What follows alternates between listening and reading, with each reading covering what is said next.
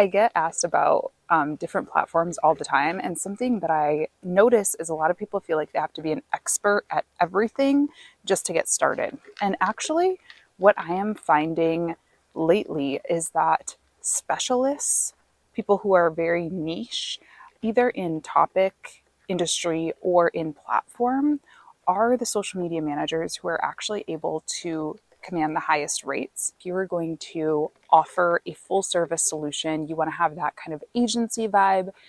Yes, you need to know a little bit about each of the social platforms, but I always say you got to know enough to be dangerous. You don't have to be the biggest expert in the world. You just need to know enough to be able to speak to them, make some general recommendations, maybe have some friends who specialize in those platforms who you can refer your clients out to. And if you are looking to be a solo freelancer, I think the riches are definitely in the niches, and that goes for platform as well. I would much rather hire someone who says they are an Instagram specialist for online educators or a TikTok strategist for personal brands than just a random freelancer who says they can do a little bit of everything. Because I've hired folks like that, and oftentimes they are just a little bit too busy. They've got their hands in too many pots, and you can't really become a specialist when you're trying to do everything.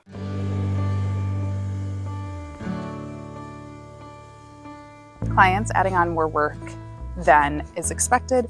This is something that you as a freelancer should actually anticipate. You should expect this to happen.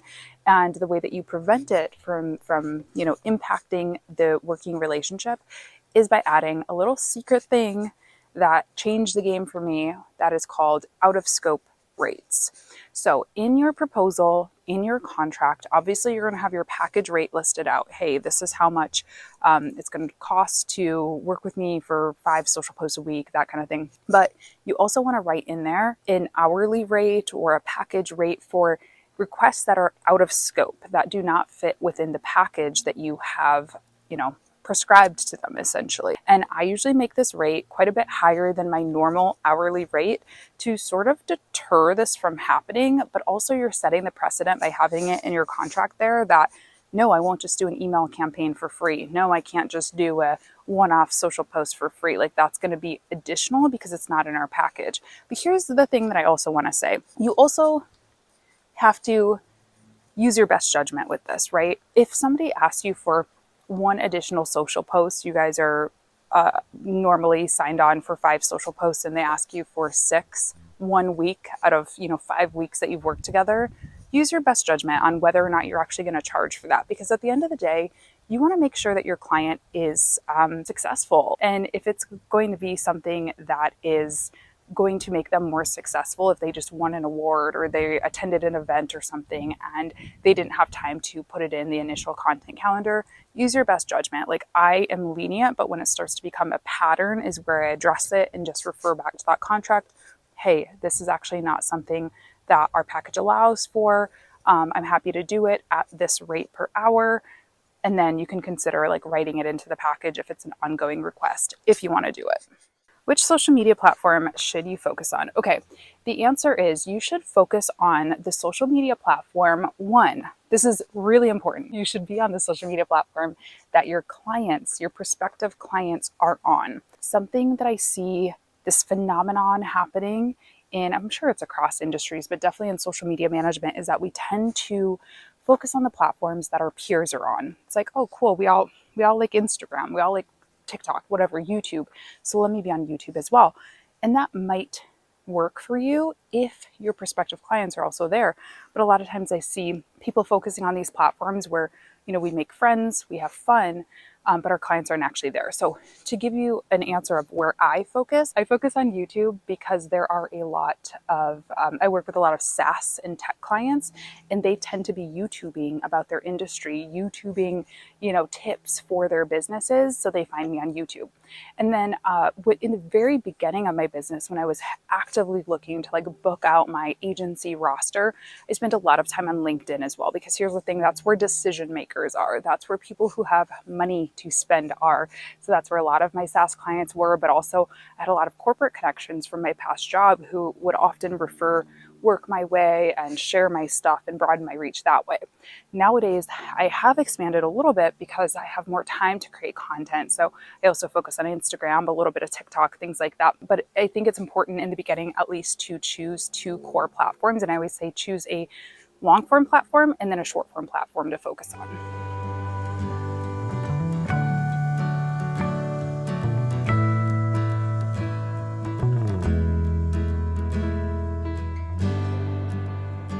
I'll be honest, a lot of times it's us, the service provider, who kind of drop the ball here. Our clients don't know what they don't know. If I hire a plumber, if I hire a roofer, if I hire a lawn guy, I don't know what he's supposed to be doing because there's a reason I'm hiring him and I'm not doing it myself.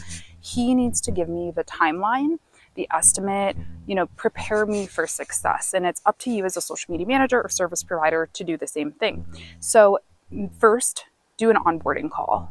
Just don't bother with sending 20 million emails back and forth. I mean, yeah, send through a welcome packet and stuff if you'd like to. I think that's always helpful. So they have something that they can always refer back to.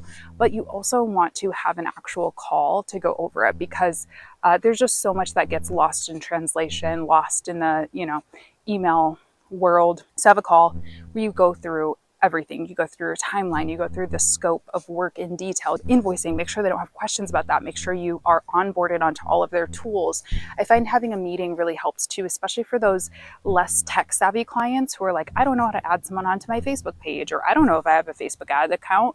You can literally just screen share with them. You can even take control of their computer on Zoom or whatever, and just get everything created, set up, together without doing all those emails back and forth. So that's the biggest thing that I think is really important. And then from your end, I think that you need to spend some time obviously creating the strategy and creating the content if you're doing that. But I think it's still important to try to keep the lights on their social platforms if you can.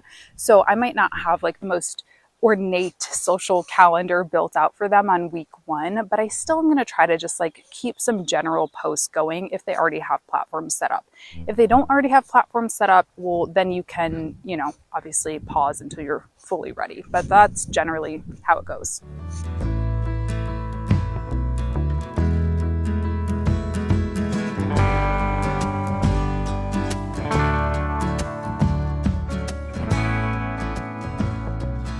Lastly, I want to talk about how to get experience as a social media manager when you don't have experience, probably in my top 5 questions of all time. So here's the thing, you have to make experience for yourself.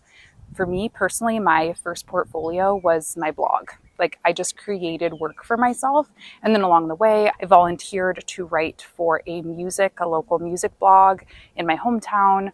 I did some volunteering on political campaigns, doing social and community management, things like that. So those were really my first portfolio projects. They didn't pay me necessarily, but they were experience builders. They helped me get good, get confident, and have something to show people. So you can either create a passion project, like a blog, a podcast, a TikTok account, whatever you want to do, or you could volunteer or, offer some type of trade. I'm actually working right now on a beta basis for a client because I'm developing a new program. And so I'm offering her the program for free in exchange for testimonials and review. And in exchange, she's also doing some email work for me for the same reason. So I don't know, don't think you're too above it necessarily. That's my best advice. I've been doing this for over a decade and I still offer work on a trade basis or on a beta basis when needed. So that's my first advice. Another thing that I'll invite you to think about is joining a course of some sort. My social media management accelerator, the big thing that I wanted students to get out of it is a portfolio of work. So we work with a series of mock brands, or you can work with existing real brands, whatever you want to do. And we go through different exercises and put together a portfolio together that you can then show to clients, show to jobs, and say, hey, I took this course and this is what I learned how to do. So I will leave a link in the description if you want to join the accelerator. We're opening the doors real soon. So be sure to check that out. It's a fun one.